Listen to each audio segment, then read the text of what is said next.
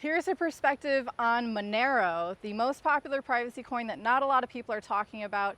That's what we're covering today in a question posed to us by one of our CT Club members. If you don't know what that is, check it out down below in the video description. We do trade alerts, we're buying altcoins, we're making profits during this bear market. We're also doing portfolio updates, see which cryptocurrencies we're holding, and also classes, and you can post questions that could turn into videos like today. So I was asked today, what do I think about Monero? What are they missing? Why isn't Monero as big of a cryptocurrency as maybe it should be? So right off the bat, I have to say that I am a fan of Monero. I think it's an excellent privacy coin. The proof is in the pudding that it can't be, its privacy can't be broken. It's also the most heavily used privacy coin out there. When it comes to privacy coins, the concept is you wanna fade into the crowd. You want to be anonymous. You want it to be a big crowd. You want it to have a lot of users. That's how anonymity is most beneficial and most strong. So Monero definitely has that going for it. But recently I was talking to an OG Bitcoin developer. Pretty cool experience to talk to someone with that kind of history. And obviously he's the Bitcoin maximalist, and there is something to be said, and I encourage everyone here to don't shy away from having conversations with people. He's a maximalist, so to each their own. And there's something beneficial to be had of conversing with people that have maybe views that are different from your own. They're going to bring a different perspective, show you things that maybe you haven't looked into before, and you're going to be better for it. For example, I asked him his opinion on Monero, thinking what could he possibly say bad about Monero? It's a privacy coin, it's cryptocurrency, it's decentralized, it's really good with privacy. And here's what he said, and it surprised me. He said that, yeah, Monero is great, I guess, but it's so private, you don't know actually what's happening on the blockchain. It's fully anonymous, not just pseudo-anonymous, so in that way it's not actually fully transparent either.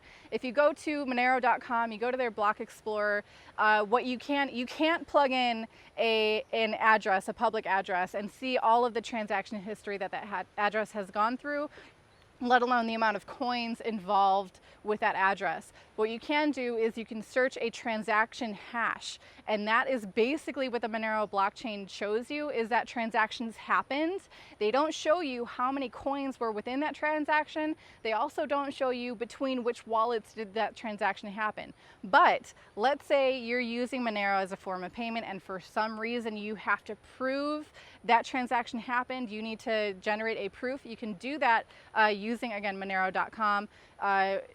You can find your transaction, you include your transaction hash, and then if you also have access to the address used from your side and the secret key, you can unlock that information, but is not open to the general public. So that's an interesting point about Monero, is that we don't really know the distribution of coins. We don't really know the number of wallets involved. We don't really know the total supply of Monero.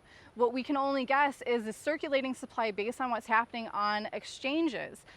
So that's a really interesting point about Monero. I'm still super bullish about it, and nothing that's really scaring me too much. I think it's an excellent tool, and people are sadly far from waking up to the fallacies of the traditional financial system and how it's failing us, and they're even further away from realizing how important they need to be protecting their privacy.